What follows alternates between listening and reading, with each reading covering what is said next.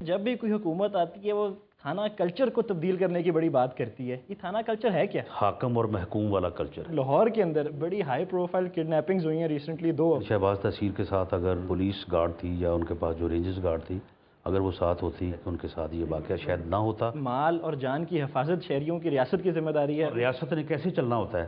ریاست نے جو ہے وہ ٹیکس کے اوپر چلنا ہوتا ہے. جو آپ کی نفری ہے ابھی بھی، اس میں سے بھی سارے شہریوں کی یہ کمپلینٹ ہے جی کہ وہ سارا دن وی آئی پی ڈیوٹی میں زیادہ لگی ہوتی ہے. بالکل غلط ہے. صاحب آپ کے مخالفین آپ پہ تنقید کرتے ہیں، وہ کہتے ہیں کہ آپ سیریس ہی نہیں ہیں دہشت گردی اور ایکسٹریمزم کے خلاف، کہ آپ کے تعلقات بھی رہے ہیں ان لوگوں سے، آپ ان کو لے کے پھرتے بھی رہے ہیں. ہے کوئی حقیقت اس بات میں؟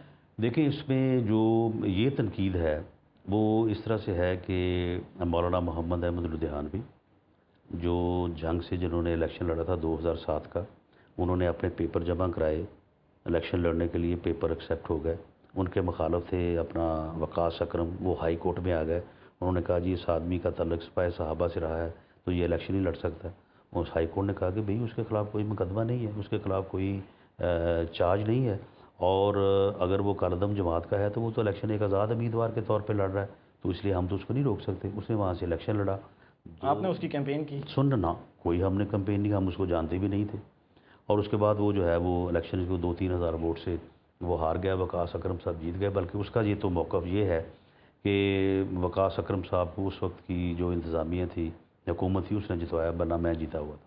اب ہوا یہ کہ وہاں پہ ایک ایم پی اے ڈی سیٹ ہو گیا، اس کا الیکشن آ گیا. اب دیکھیں، اب جس حلقے میں بھی الیکشن ہو، وہاں سے اگر کسی آدمی نے الیکشن لڑا ہو اور اس نے وہاں سے ووٹ لیے ہوں، تو جو نئے کینڈیڈیٹ الیکشن لڑیں گے وہ لازمی طور پر ان کو اپروچ کریں گے، جی آپ کی جو حمایت ہے یا آپ کے جو ووٹ ہے وہ ہمیں دیں. اس کے لیے پیپلز پارٹی نے بھی ان کو اپروچ کیا، ہم نے بھی اپروچ کیا، 2-3 دفعہ میں بھی گیا. اس کے بعد پیپلز پارٹی والے تسنیم قریشی صاحب، جیتنا اتنا ضروری ہے؟ نہیں، کوئی اس میں ضروری والی بات نہیں ہے. تسنیم قریشی صاحب تھے ان کے وزیر داخلہ، وہ بھی گئے. لیکن الٹیمیٹلی جو ہے انہوں نے حمایت ہماری کر دی. جب ہماری حمایت کر دی تو اس وقت سلمان تحصیل تھا، مرحوم گورنر، انہوں نے اس بات کو پراپاگیٹ کر دیا کہ جی وہ دیکھیں جی وہ دہشت گرد ہیں جی. ان کے ساتھ مل کے کچھ تنظیموں کو آپ نے پیسے دیے ہیں؟ سوال ہی نہیں پیدا. میں کہتا ہوں کہ یہ جو ہے یہ اگنورنس، یعنی اس کو جہالت کا لفظ تو مناسب نہیں ہے، لیکن لا علمی کا یعنی پراپیگنڈا آپ اس کو کہہ سکتے ہیں. آپ مجھے یہ بتائیں کہ اگر آپ کے پاس ووٹ، اگر آئین قانون آپ کو ووٹ دینے کا اختیار دیتا ہے تو میں ایز کینڈیڈیٹ آپ سے ووٹ مانگنے کا اختیار مجھ سے کون چھین سکتا ہے؟ اگر وہ آدمی جو ہے مولانا محمد احمد لدھیانوی، میں کہتا ہوں کہ مورل obligation اور لیگل obligation وہ سیم اینڈ ون تھنگ ہے. جو چیز لیگلی غلط ہے وہ مورلی بھی غلط ہے، جو مورلی غلط ہے وہ لیگلی بھی غلط ہے.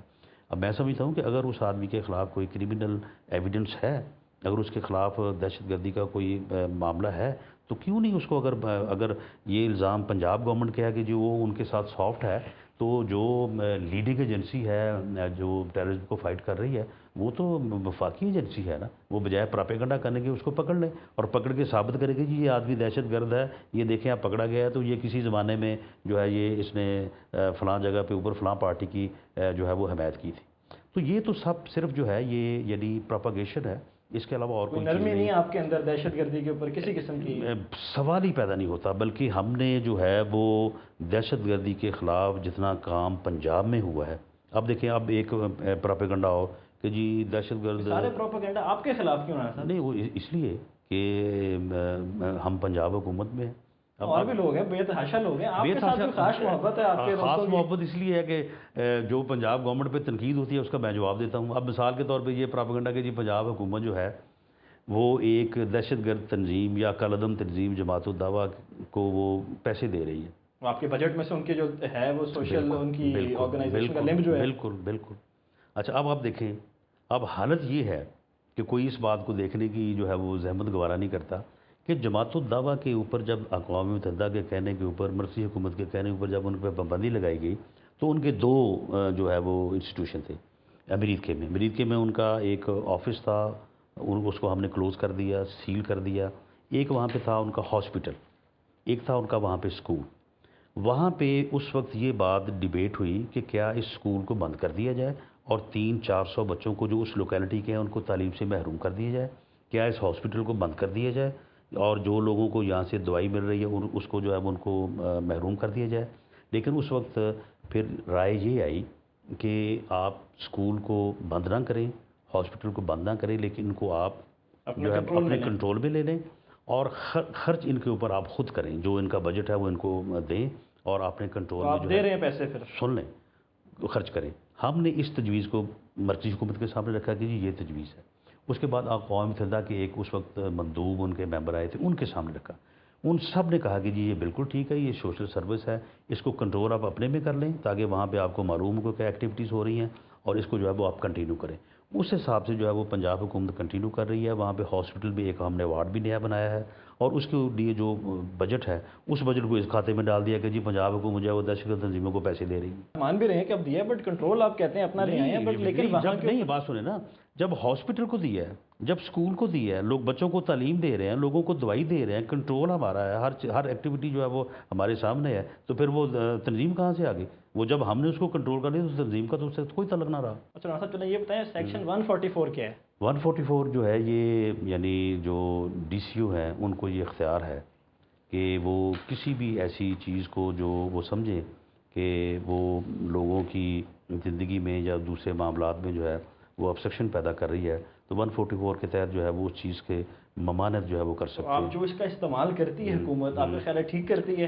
لیبارٹری بند کرانی ہو، شادی بند کرانی ہو، کچھ کرنا ہو، کچھ کام کرنا ہو، وہ کہتے ہیں اور کچھ نہ ملے تو 144 لگا دیں۔ یہ جو ہے نا 144 یہی ہے کہ اگر مثال کے طور پہ یہ ڈینگی فیور جو ہے وہ پھیلا، لوگوں کو وائرس ہوا، لوگ ہزاروں کی تعداد میں جو ہے وہ اپنا خون ٹیسٹ کروانے کے لیے، اپنا چیک اپ کرانے کے لیے آئے، اور ادھر ہی یعنی پوری قوم ایک مشکل میں پڑی ہوئی ہے، گورنمنٹ جو ہے وہ دن رات ایک کر رہی ہے کہ لوگوں کو اس مصیبت سے نکالے، اور ادھر ایک لیبارٹری والے صاحب بیٹھے ہیں، وہ پہلے ٹیسٹ کا لے رہے تھے 50 روپے، اب انہوں نے جناب اس کے ٹیسٹ کا 2000 کر دیا ہے، اور انہوں نے کہا کہ یہ قوم مر رہی ہے، لوگ مصیبت میں ہیں، تو لہٰذا میں اپنا جیب بھروں، اور انہوں نے لوگوں کو لوٹنا شروع کر دیا۔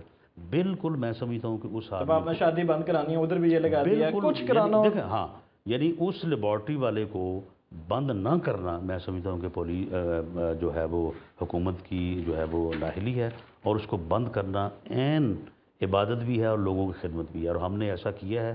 وہ لوگ ہیں 144 ڈالا گیا تھا، وہ یہ چیزیں سوچ کے ڈالا گیا تھا۔ 144 تو خیر یہ اپنا جو ہے وہ بہت ہم نے نہیں ڈالا، یہ شروع سے چلا آ رہا ہے، طالب علم تو ہے نا قانون کے جی، ہاں یہ شروع سے چلا آ رہا ہے، اور وہ انہی مقاصد کے لیے ہے، اور اس کے بعد وہ ہائی کورٹ میں گئے ہیں، ہائی کورٹ نے ان کی درخواست کو جب وہ خارج کیا ہے۔ رانا صاحب آپ پارلیمنٹری افیئرس کی بھی وزیر ہیں، لوگ پنجاب اسمبلی کو مچھلی منڈی کیوں کہتے ہیں؟ دیکھیں پنجاب اسمبلی جو ہے یہ کوئی آرمی کا کوئی یونٹ نہیں ہے کہ وہاں پہ ہر آدمی جب وہ اٹھنے کے بعد سلوٹ کرے اسپیکر صاحب کو، ڈسپلن میں بات کہے کہ سر مجھے بات کرنے کی اجازت ہے، اور اس کے بعد وہ بات کرے۔ پنجاب اسمبلی جو ہے وہ ڈیموکریٹک فورم ہے، ایک ڈیموکریٹک ہاؤس ہے، اور رول ہے کیا پنجاب اسمبلی کا؟ ہونا کیا چاہیے آئیڈیلی؟ دیکھیں آئیڈیلی اس میں ہونا یہ چاہیے کہ وہاں پہ جو وہ قوانین جو حکومت یہ سمجھے کہ یہ ضرورت ہے لوگوں کی، اور وہ قانون جو ہے وہ بننے چاہیے، قانون میں امینڈمنٹس ہونے چاہیے، اور یہ رول جو ہے یہ پنجاب اسمبلی جو ہے وہ اپنا بھرپور ادا کر رہی ہے، اور ہم نے پچھلے 3 سالوں میں ریکارڈ جو ہے جو ایشوز بھی تو آپ نے ڈسکس کرنے نا، جو ایشو درپیش ہیں، اتنا بڑا ایک ڈینگی کا ایشو چل رہا ہے، اس کے اوپر اجلاس کیوں نہیں بلایا گیا؟ سن لیں، اس میں جو ہے وہ ریکارڈ جو ہے وہ لیجسلیشن ہوئی ہے، اس کے علاوہ امپورٹنٹ ایشوز کے اوپر بحث ہوتی ہے۔ مثال کو ڈینگی کی آپ بات لے لیں، ڈینگی کے اوپر اجلاس بلایا، اس کے اوپر باقاعدہ 2 دن جو ہے وہ بحث ہوئی، تمام اراکین نے اپنی پہ آتے نہیں ہیں، رانا صاحب فورم پورا ہوتا نہیں ہے۔ نہیں دیکھیں اس میں بات یہ ہے کہ ہم نے ایک سروے بھی کروایا کہ کچھ آپ کے ایم پی ہیں جنہوں نے 3 سالوں میں ایک لفظ نہیں بولا۔ نہیں وہ تو آپ نے تو ہر وہ بات تلاش کرنی ہوتی ہے جہاں پہ آپ کو مسالہ لگا، پیسہ لگ رہا ہے رانا صاحب، یہ شہریوں کا پیسہ لگ رہا ہے، ایک دن کا کتنا خرچہ ہے اجلاس کا؟ اجلاس کا خرچہ کتنا ہے ایک دن کا؟ یہ یعنی یہ تو حاضری کے مطابق ہوگا نا، اور جو آدمی کا ٹی اے ڈی اے بنتا ہے اس کے مطابق ہوگا۔ اب آپ نے تو ہر وہ بات نکالنی تھی جس میں مسالہ لگ سکے۔ آپ نے ان کی پرفارمنس مانیٹر کی ہے کہ آپ کے ایم پی ایز کنٹریبیوٹ کیا کر رہے ہیں؟ دیکھیں جو منتخب نمائندہ ہے اس کی پرفارمنس جو ہے اس کو مانیٹر کرنے کا اس کے حلقے کے عوام کے علاوہ کسی اور کے پاس اختیار نہیں ہے، اور لیکن چلیں آپ لوگوں کو یہ تو بتائیں کہ اس نے اسمبلی پروسیڈنگز میں حصہ کتنا لیا ہے؟ اور اسمبلیوں کی کارکردگی کا یا ایک پولیٹیکل گورنمنٹ کی کارکردگی کا جو ہے وہ اس میں جو ہے وہ اس کو اسیس کرنے یا مانیٹر کرنے کا اختیار جو ہے وہ मुल्क के उस हलके के عوام کو ہے اپنے ووٹ کی طاقت سے وہ کریں گے. بالکل آپ کی بات ٹھیک ہے، لیکن عوام تک انفارمیشن تو یہ پہنچائے نا. آپ پبلش کیوں نہیں کر سکتے کہ جی اس ممبر نے یہ حصہ لیا، اس ڈیبیٹ میں حصہ لیا، یہ قانون تھا؟ نہیں، اس میں کوئی ضروری نہیں ہے. ایک یعنی اسمبلی میں اگر ایک لیجسلیشن ہو رہی ہے، ایک جنرل ڈسکشن ہو رہی ہے، بجٹ جو ہے وہ بن رہا ہے، اس میں جس آدمی نے حصہ لینا ہے وہ لیتا ہے. اور اس کے علاوہ ایک ممبر کا صرف یہ کام نہیں ہے کہ وہ آئے اور آ کے اسمبلی میں بیٹھے اور وہاں پہ آ کے پارٹیسپیٹ کرے اور اس کے بعد اور کچھ نہ کرے. اس کا اپنے حلقے کے ساتھ لیئر رکھنا، اپنے لوگوں کے کام کرنا اور یہ تو کام حلقے کے ساتھ تو یہ ڈسٹرکٹ گورنمنٹ کا مقصد یہی تھا. نہیں، ڈسٹرکٹ گورنمنٹ کا بھی ایک ایم پی کا یہ کام ہے کہ بجلی کا کنیکشن لگوائے یا بندہ تھانے سے چھڑائے یا یہ. بالکل. اگر تھانے میں ایک آدمی کے ساتھ زیادتی ہو رہی ہے، ڈیموکریسی کو ہم پروموٹ کرنا چاہ رہے ہیں شہر میں، اس ملک میں. نہیں، اس میں یہ ہے نا کہ جن ملکوں میں ڈیموکریسی آپ کہہ رہے ہیں کہ جی وہاں پہ جو پارلیمنٹ کے ممبرز ہیں وہ تھانے کے معاملات میں دخل نہیں دیتے، واسا کے معاملات میں دخل نہیں دیتے، تو وہ اس لیے دخل نہیں دیتے کہ وہاں تھانے میں جو ہے وہ کوئی غلط رجسٹریشن. باقی ادارے اپنا کام کر رہے ہیں، باقی ادارے اپنا کام کر رہے ہیں. یعنی واسا کا جو ہے وہ گندا پانی جو ہے وہ لوگوں کے گھروں میں داخل نہیں ہوتا. میں سمجھتا ہوں کہ واسا بھی آپ کی ہے، پولیس بھی آپ کی ہے. بالکل. اگر برطانیہ میں بھی اگر واسا کا سیوریج کا پانی لوگوں کے گھروں میں داخل ہو تو میں دیکھتا ہوں کہ وہاں کے ممبر پارلیمنٹ جو ہے وہ واسا کے دفاتر میں نہیں کیسے نہیں جائیں گے. اور اگر وہاں پہ توڑ پھوڑ بھی کریں گے. اگر وہاں پہ تو کیا ہوا ہے یہ پچھلے دنوں میں؟ ممبرز تو نہیں نہ گئے. نہیں، ممبرز ہی گئے، لیکن لوگوں نے توڑ پھوڑ کی ہے نا، پھر لوگ کریں گے نا پھر. اور اسی طرح سے اگر ایک تھانے میں جو ہے وہ کسی بے گناہ کو پکڑا گیا ہے اور اگر وہاں پہ پکڑا جائے تو میں دیکھتا ہوں کہ وہ کیسے جو ہے وہ ممبر جو ہے وہ مداخلت نہیں کریں گے. دیکھیں جب ہمارے ادارے جو ہے وہ صحیح طرح سے کام نہیں کر رہے تو پھر لوگ جاتے ہیں اپنے ممبرز کے پاس کہ جی یہ تھانے میں غلط ہو رہا ہے، واسا میں غلط ہو رہا ہے، بجلی کے دفتر میں مجھے 1 مہینہ ہو گیا پیسے جمع کرائے مجھے کنیکشن نہیں مل رہا. تو ان لوگوں میں لوگوں کی رہنمائی کرنا، لوگوں کی مدد کرنا میں سمجھتا ہوں کہ عوامی نمائندے کا جو حق ہے، اور یہ کام بھی جو ہے وہ عوامی نمائندوں کو کرنا چاہیے. اور باقی جو ہے وہ اسمبلی میں بھی اس کو جو ہے وہ پارٹیسپیٹ کرنا چاہیے. لیکن آپ جب اس قسم کی باتوں کو نکال کے ذرا مسالہ وغیرہ لگا کے پیش کرتے ہیں تو آپ یہ نہیں دیکھتے کہ آئیڈیلزم کو آپ دیکھتے ہیں، لیکن آپ دوسرے ملکوں کی اسمبلی میں نہیں دیکھتے. آپ نے کبھی جاپان اور یہ دوسرے ممالک جہاں پہ اسمبلیوں میں وہاں پہ اسمبلیوں میں جو ہے وہ باقاعدہ آپ کو پتہ ہی ہے کہ وہاں پہ ہماری اسمبلیوں میں، قومی اسمبلی میں بھی اور خاص طور پہ پنجاب اسمبلی میں کبھی یعنی جو ہے وہ وائلنس کی حد تک لوگ نہیں گئے. اس سے پہلے بھی بچا ہو جاتا ہے. اس ملک میں امیر اور غریب کے لیے فرق قانون ہے؟ نہیں، بالکل نہیں.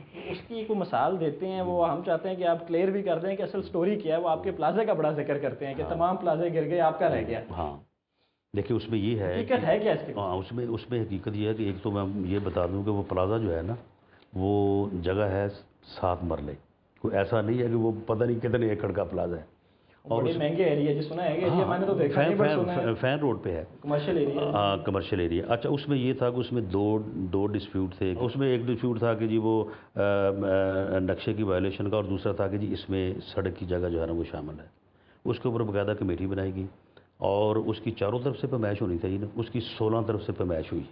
اور اس میں اگر 1 انچ بھی جگہ سڑک کی ہوتی تو وہ گرا دیا جاتا. اب دوسری آپ سمجھ لیں کہ پورے شہر میں گرائے گئے.